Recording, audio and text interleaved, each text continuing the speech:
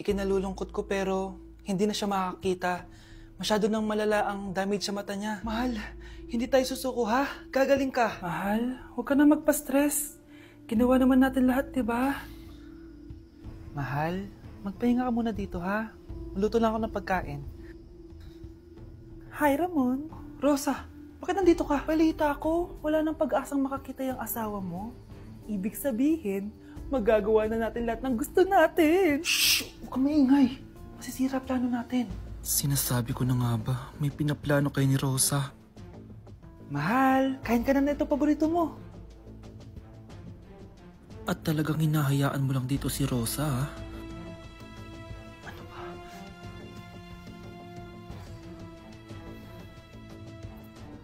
Walang iya kayo? Sa harap ko pa talaga at sa sarili kong bahay? Tay, nabalitaan ko yung nangyari kay nanay. Ipagdasal na lang natin na gumaling pa rin siya, anak. May CCTV dito sa bahay. Kailangan kong makuha yung mga files na yun. Nay? Nay? Nakakakita ka? Anak, please. Huwag mo muna sasabihin kahit kanino na nakakakita na ako. Nay, akala ko ba bulag ka na? Matagal na akong gumaling, anak. Hindi ko lang masabi kasi may masamang kutob ako dyan sa tatay mo. Sir, good news! Base sa recent lab test ng asawa niyo, nagre-recover yung mata niya.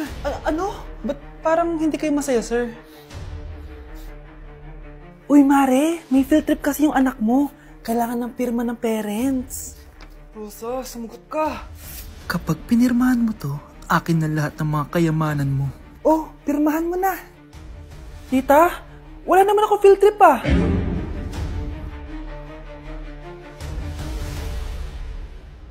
Nay, sorry. Napagastos ka pa tuloy sa pagpapa-hospital sa akin. Ano ka ba, anak? Nawala na nga sa akin yung kuya mo, di ba? Ayoko namang mawala ka din sa akin. Hello po, good morning. Dok, ano po balita? Makakalabas na po ba si Scarlett bukas? Ma'am, may good news po ako. Pwede na po lumabas si Scarlett bukas. Salamat sa Diyos! Hindi na ako magiging pabayang ina. Ayoko na maulit yung nangyari sa kuya mo. Nay, ano pala nangyari kay kuya? Hindi mo pa nakakwento sa akin yun. Ha? Bata pa yung kuya mo, anak, nung nawala ko siya sa palengke. Mare, magkano tong sitaw? 50 na lang sa'yo, Mare. Ang mahal naman, Mare. Pwedeng 20 na lang to. Mga laruan ba yun? Ang ganda nun na. O siya, sige na, kumare naman kita eh. Ayun yung gusto ko sa'yo eh. Tara na, anak. Anak, anong lugar na to? Nasaan yung batang yun? Nasaan na si nanay? Nay! Anak! Ate, may nakita po kayong bata dito? Ay, wala po akong nakita eh. Nasaan na ba yun? Anak! Simula noon, hindi ko na nakita yung kuya mo, Scarlett. Hanggang sa may pumuntang pulis sa bahay natin. Ang sabi nila, patay na daw siya. Grabe naman yung nangyari kay Kuya, Nay. Ang lungkot naman po pala nung nangyari sa kuya ni Scarlett. Sige na po, ma'am. Kailangan ko pa pong bisitahin yung mga ibang pasyente. Sige po, Dok. Salamat po. Anak, ang importante, makakauwi ka na bukas. Opo, Nay. Makakapag-thirst trap na ako ulit.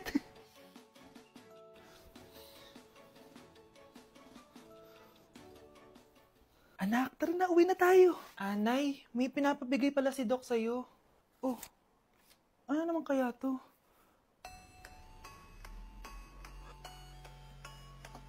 Paano nangyari yun? Doc, bakit ka meron neto, ha? Bakit may picture ka ng nawawala akong anak? Hindi mo ba talaga ako naaalala? Hindi. Sabihin mo sa akin, buhay pa ba ang anak ko? Umalis ka na. Marami pa akong gagawin. Buhay pa ba ang anak ko? Oo! Buhay na buhay ako! Ako ang anak mo na iniwan mo sa palengke dati! Nagtataka ka? Isa na akong trans ngayon. Alam mo, buti na lang may mabait at mayamang pamilyang kumukup sa akin. Kaya maganda yung naging buhay ko. Tingnan mo, naging doktor pa ako. Kaya salamat sa'yo at iniwan mo ko. Anak, hinanap kita. Umasa ako na babalik ka. Hindi na importante yan. Ayaw na kita makita at hindi na kita kailangan. Kaya umalis ka na! Hello po. Kamusta po yung pasyente? Dok, si nanay naman yung nagkasakit. Kamusta na siya? Okay naman. Sa iba ko na lang siya ipapaasikaso, ha? Anak? Anak, please! Bakit anak tawag mo sa kanya, Nay? Sure ka ba na habang buhay ka magagalit sa nanay mo? Nakita ko results niya kanina. Anytime, Pwede siya mawala. Magpapahangin lang ako. Nasaan na sila? Hello, nurse? Nasaan yung pasyente dito sa room 214? Anak? Ako ba hanap mo? Nay, akala ko may masamang nangyari na sa'yo. Anak, hindi na kita iiwan. Good news! False alarm lang pala yung nakita namin result sa nanay mo. Ibig sabihin, magiging okay siya. Salamat naman. Nay, ayoko na mawala ka sa akin, ha? Yay! May ate na ako! Nay, eto na po yung pagkain ni tatay. Thank you, anak. Pwede ba ako pumasok, Nay? Wag na muna, anak. Baka ma-stress yung tatay niyo, eh. Sana gumaling na si tatay. Ang tagal niya na kasing paralyzed, eh. Sige, Nay. Alis na ako. Mahal, papakainin na kita, ha? Naglutuan ka ni Scarlett. Nay, eto na po yung pagkain ni Ano yun, Nay? Ang baho. Ay, anak, mamaya mo na ibigay yan. Papaliguan ko muna yung tatay mo. Nagpupo na naman. Sige, Nay. Tao po, delivery po. Ano po yun? Kay Susan po, importante daw po to. Si nanay, ako na lang po magbibigay sa kanya. Nay, may nagpapabigay po nito sa inyo. Binasa mo ba to, anak? Hindi po, Nay. Wag mo tong babasahin, ha? Sige po, Nay. Mamamalengke lang ako na uulamin natin, ha? Ikaw muna magbantay ng bahay. Ano yun? Bakit sobrang baho naman? Saan nanggagaling yun? Dito sa kwarto nila nanay. Tay, nagpupo ka na naman, no? Yung envelope to, Death certificate? Hindi naman patay si tatay, Hello po. Buti naman po, ma'am. Sinagot niyo na. This is St. Peter's Funeral. Kailan niyo po ipapaimbasa mo yung asawa niyo? Isang linggo na rin po kasi baka bumaho po yung bangkay niya. Anak, alam kong nasa kwarto ka ng tatay mo. Si nanay. Nay, punta tayo sa mall. Wag muna ngayon, anak, ha? Madami kailangan na tapusin na trabaho si nanay. Sige po, Nay. Palagi nilang busy si nanay. Ako na lang mag-isa lalabas. Diyos ko po, anong oras na? Di ba pala kami kumakain ng anak ko? Anak, anong gusto mong ulam? Nasaan na ako? Ala, si Teddy na dumihan na. Ano yung gumagapang? Anak! Pumunta yun. Mare! Yung anak mo! Oh, Mare! Nasa inyo na naman yung anak ko? Pasensya ka na, ha? Makulit talaga yun. Mare! Patay na yung anak mo! Natagpuan nilang wala ng buhay kasi natuklaw siya ng ahas. Bakit di siya binabantayan, ha? Ano? Anak? Hindi. Anak? Ma'am, wag po muna tayo lumapit. Iniimbestigan pa po namin yung bangkay. Anong bawal? Anak ko yun, oh!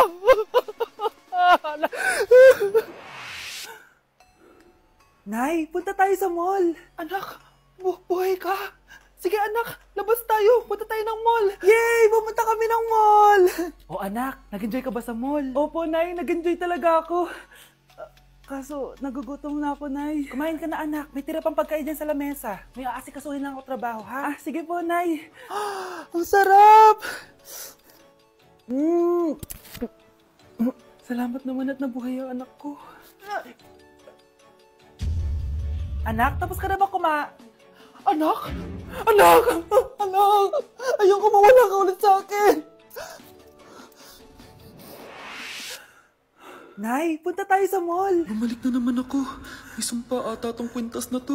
Kailangan kitang itapon para tumigil na tong sumpa na to.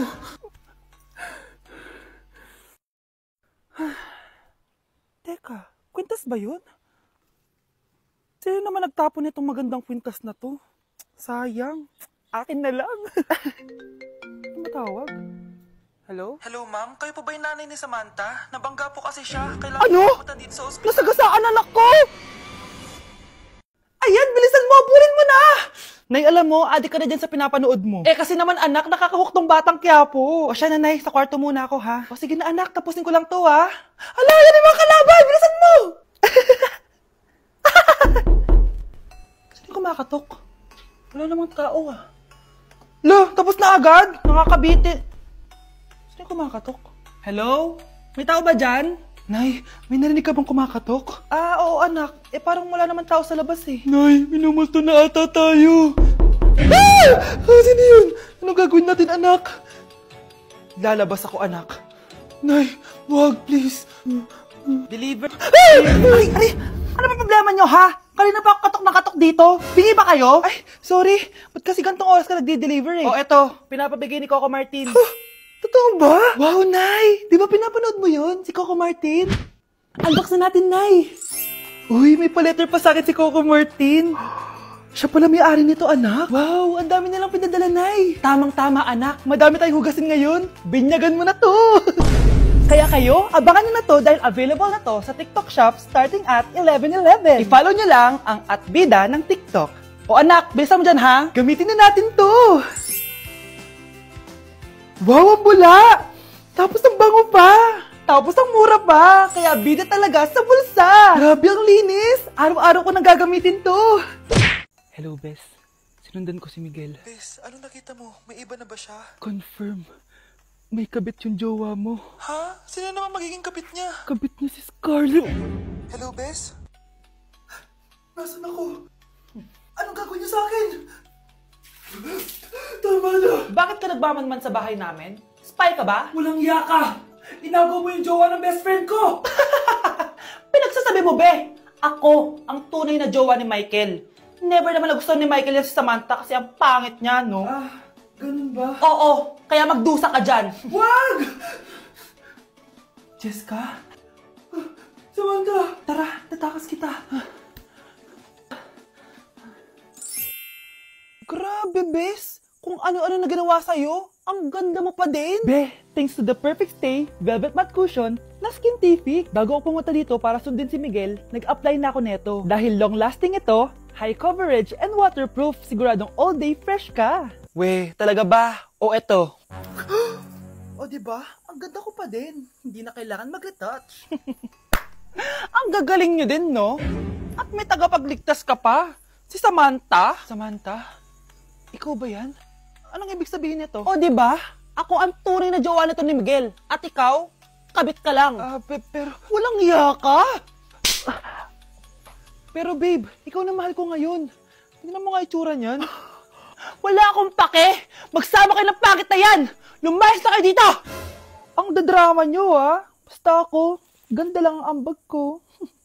Anak ko, binili ko to para sa'yo. Bagay sa'yo to. Ang ganda, diba? Wow, Nay, ang ganda. Parang feeling yan pag sinuot ko yan. Sana may ganyan din ako kagandang damit kagaya ni ate. Ayan, marunong ka na magdilig, anak. Ang dali lang pala nito, Nay. I love you, anak. Mahal din kita, Nay. Sana may ganyan din kaming banding ni nanay. Nagugutom na ako. Nay, may ulam pa? Ay, sorry, anak. Kinain na kasi ng ate mo yung ulam, eh. Sige, Nay. Di na po pala ako gutom. Sana pinagtitira din ako ni nanay ng ulam. Alam mo, Bes, favorite talaga ng nanay ko yung ate ko. Feel ko tuloy, ampun lang ako. Bes, what if hanapin mo yung birth certificate mo? Malay mo, ampun ka lang talaga. Saan yung birth certificate ko? Kay ate to, ah. May stage 4 cancer si ate. Oo, anak. May cancer ang ate mo. Anay! Kaya palagi nasa ate mo yung attention ko kasi ine-enjoy ko lang lahat ng oras na nabubuhay pa siya. Nay, sorry kung nagduda ako kung anak mo ba talaga ako. Ngayon, alam mo na, anak. Ano, Nay? May cancer ako? Kailan niyo palang sabihin sa akin to, ha? Anak? Kaya di ko sinasabi sa'yo kasi baka di mo kayanin. May cancer ako.